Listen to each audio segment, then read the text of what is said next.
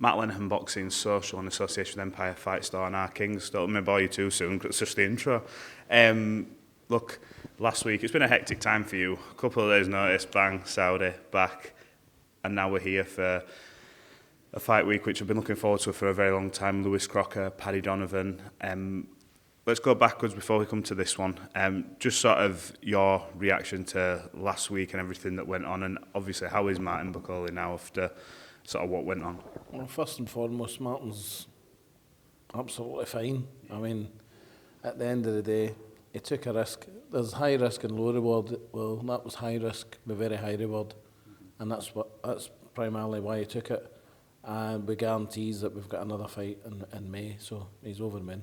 How does it affect things in terms of the Ajagba fight? Is that still going ahead and everything's still the same for that? Well, the Ajagba fight is still going ahead, and I think it may get moved to Saudi Arabia on the Canelo undercard, but it will no longer be for the final eliminator due to Martin getting beat. Mm-hmm. Which rules are rules. They're not any different from Parker-Bakole. Was there any sort of, I know you might not be able to tell me this, but I'm going to ask it and see what you say.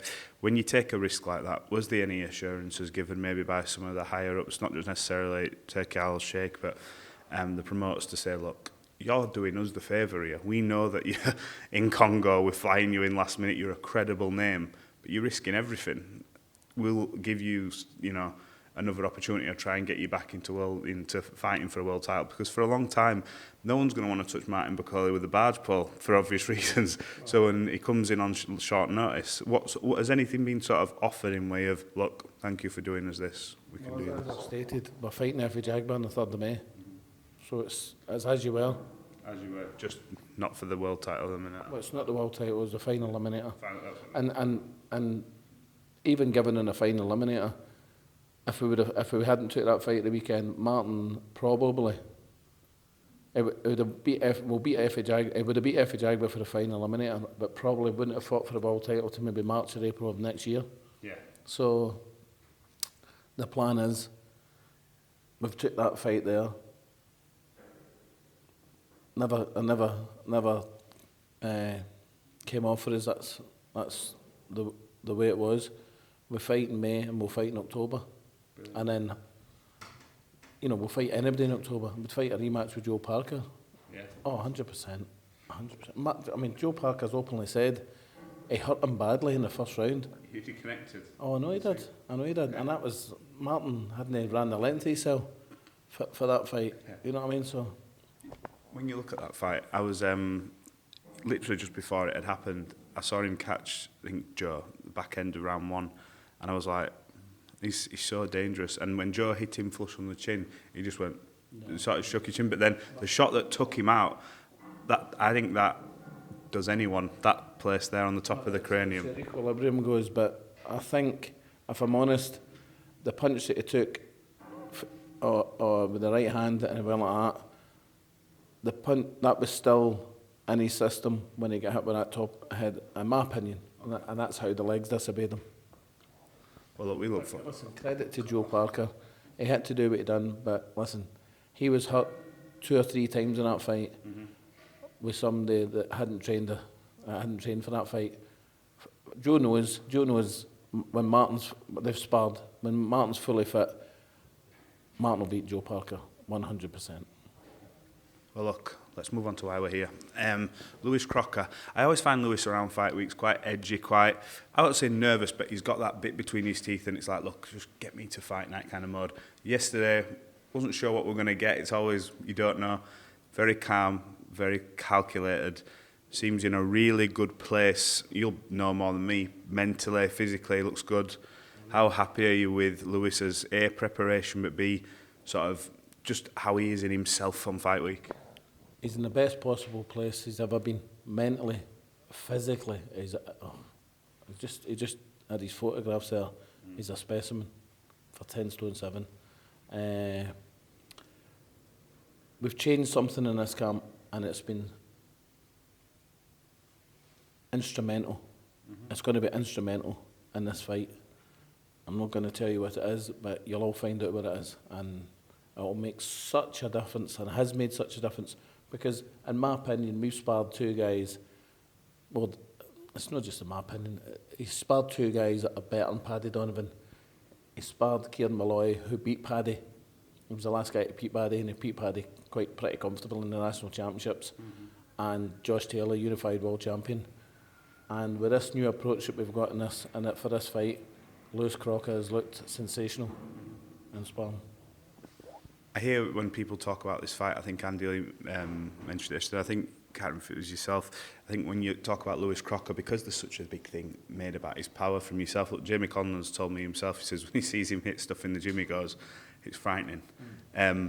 But I think that almost takes away from the fact that he can actually box. This isn't just a come forward banger. He's got a boxing brain. He can. And same with Paddy. I think he's not maybe got that one punch KO, but he can crack a little bit as well. So do you not think that sometimes the narrative of a fight, it's quite funny because when you actually look at it, they've both got the things that people aren't talking about. Well, they've both. Well, especially Lewis he's got one punch knockout power. Yes. I've seen it multiple times in the gym. What I will say is, Lewis had 110 amateur fights. I think he lost 8. So he must be out of box. Yeah, you know what I mean. I've seen the skill that he's got, defensive as well as offensive. And people, if I'm perfectly honest, and it's sad to say it, really, he's not really shown that side of him in his boxing career. But I've seen it, and I've been in the game a long, long time.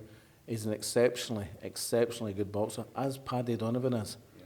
But see, when it comes to power, see the difference in this fight is what Paddy Donovan said in the first interview. See those extra 5 fights Lewis has had?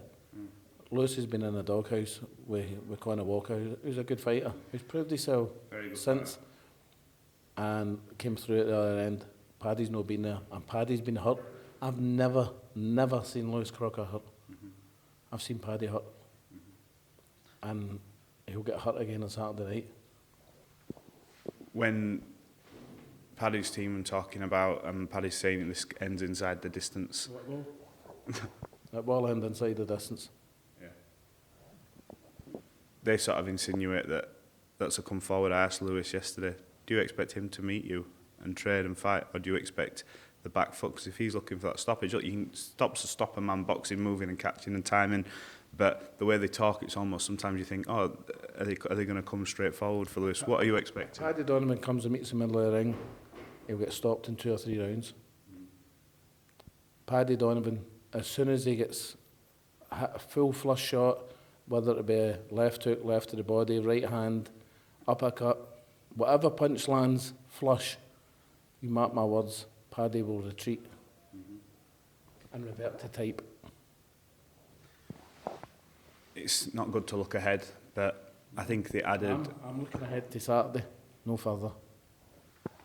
I think what has been good though, and what does... I don't say add that pressure, because this fight was always going to happen, I feel like, anyway, whatever stage. But it's great. No, it wasn't. You don't think? No, because in my opinion, and this is no disrespect to Paddy, I don't believe Paddy, the best he's fought is Lewis Ritson, who was a career lightweight. Now, he gave Lewis a hard time for saying he fought Jose Felix. Felix was a light welterweight, and look what Lewis done to him. He destroyed him, body shot, nearly took his head off with a left hook, battered him in 5 rounds, 4 and a bit rounds. The best opponent Paddy's had is a lightweight, a career lightweight in Lewis Ritson, who I trained, by the way. So I know Lewis inside out. And he went 9 rounds with him, and Lewis Ritson ended the fight on his feet. So where's this super knockout power that he's got if he can't drop a lightweight? Because that's what Lewis Ritson is. He's a lightweight. You know, he's come up for the opportunity.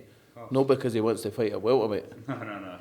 You take what you can, don't you? Especially at that stage of your career sometimes, and you marry it up. So, in my opinion, the perfect fight for Paddy Donovan to prove that he is a top 10 fighter should have been fighting the wee guy from Birmingham.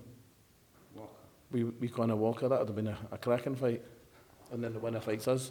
I was going to say, I'd quite happily see you 3 just keep chopping and changing, because that fight with Conor Walker and Crocker was brilliant to watch. Fight, but listen, as I said in an interview yesterday, I had him winning by 3 rounds. The 3 judges, more importantly, had him winning by 3 rounds. Paddy, wishful thinking, had Conor Walker winning, because if Conor Walker would have won, Paddy wouldn't have had to fight Lewis. He's been put in a position he doesn't want to be in. That's the bottom line. And but what people tend to forget is, and it's never been mentioned until yesterday when I brought it up, was wee Conor, who I've got the utmost respect for, by the way, his right eye was welded shut.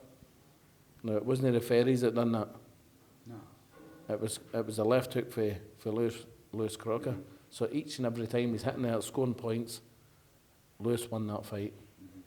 As good a fight as it was, he won the fight. Now look, I think many people thought Lewis won the fight regardless of opinions. He came through the fight, and he's here now. And it'll be a great rematch. It'll be a great rematch. Maybe even for the world title. You never know. You never know. And look, if Lewis takes it well away. Do you think he's got scope to move up? Because he's a big boy. Oh, he could be a middleweight. He's big in it up for the weight. Aye, mate, I've seen him at his best. Yeah. Say 160, 158. So light middleweight is going to be no problem whatsoever. I think what's great about this fight is you see them both come through from so young, and now there's that added carrot of not just pride point of view and the talk and the bullshit that goes on in between the fights, but at the end of this, it's Jaron Boots Ennis for a world title. And look, we always talk about eliminators, and that can drag on forever and a day. That's because Boots Ennis has got a very difficult fight in Stanley Ennis. Don't think that's any gimme by any manner means. I only reference him as he's currently got the belt. That fight, I think people are overlooking Stanley Ennis in that fight. He's a terrific fighter. Bring Stanley Ennis to Belfast. Yeah, end of summer, brilliant. Bring Boots Ennis. If Boots Ennis wins, it's a different set of circumstances. He'll go to 154. I'm pretty sure of that, because he is huge for the weight. He'll go to 154 after this fight, win, lose or draw. How highly do you rate a Jaron Boots Ennis then, from a trainer's standpoint? Do you think he's pound for pound one of the best in the world? He's the best welterweight in the world. Yeah. But it wasn't when Crawford was there. I would have still loved to have seen that fight if Crawford would go down to 147. That would have been an absolute barn. He's probably outgrown the weight himself, you know what I mean? He stepped up to 154 and beat a very, very good fighter in Madrimov.